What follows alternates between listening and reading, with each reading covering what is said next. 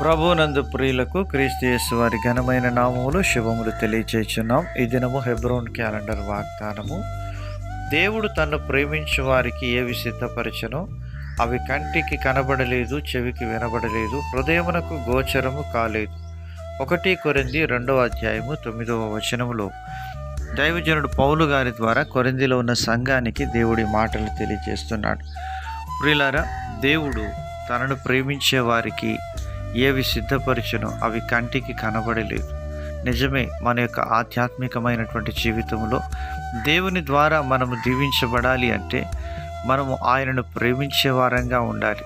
1 కొరింథీ 8:3 ప్రభు అంటున్నాడు, దేవుడు తన్ను ప్రేమించు వారు తనకు ఎరుకైనటువంటి వారని దేవుడు సెలవిస్తుంటున్నాడు. మనం దేవుని ప్రేమించినప్పుడు ఆయనకు ఎరుకైనటువంటి వారంగా, ఆయన ద్వారా గుర్తించబడే వారంగా ఉంటాం. దావీదు తన జీవితంలో యెహోవా నీ తేజో మహిమ నీచు స్థలమును నేను ప్రేమించుచున్నాను అని 26వ కీర్తన 8వ అంటున్నాడు. దేవుణ్ణి ప్రేమిస్తూ ఉన్న వారికి దేవుడు మేలును సిద్ధపరిచేవాడుగా ఉంటాడు. దేవుడు దావీదును ఇశ్రాయేలుకు సౌలు తదనంతరము రాజుగా నియమిస్తూ వచ్చినాడు.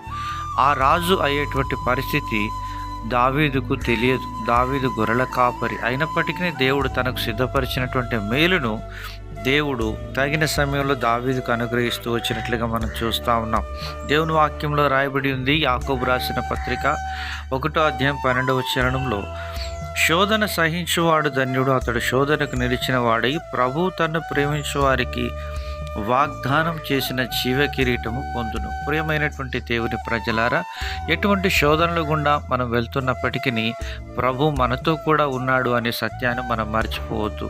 ఎందుకనగా ఆయన కష్టములలో మన పక్షంగా ఉండి మనకు సహాయం చేసే దేవుడుగా ఉంటున్నాడు. శ్రమలో అతడు నాకు మొరపెట్టగా నేను అతడికి ఉత్తరం ఇచ్చేదనని ప్రభు సెలవిస్తుంటున్నాడు. ప్రియమైన వారలారా, దేవుడు మన పక్షంగా కృప చూపించుటకు ఐశ్వర్యవంతుడిగా ఉంటున్నాడు.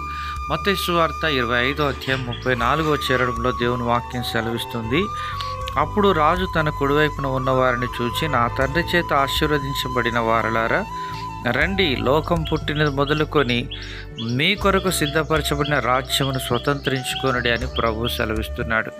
ఇలాగున దేవుణ్ణి ప్రేమించినటువంటి వారికి దేవుడు మేలు చేస్తూ వచ్చినాడు. ఎస్తేరు తన జీవితంలో దేవుణ్ణి ప్రేమిస్తూ వచ్చింది. అందుకనే తనను అహష్వేరోషు రాజు ఇష్టపడుతూ వచ్చినాడు, రాణిగా తనను కోరుకుంటూ వచ్చినాడు. ఈ విధంగా దేవుణ్ణి ప్రేమించినటువంటి వారు బైబిల్ గ్రంథంలో మనము చూడవచ్చును.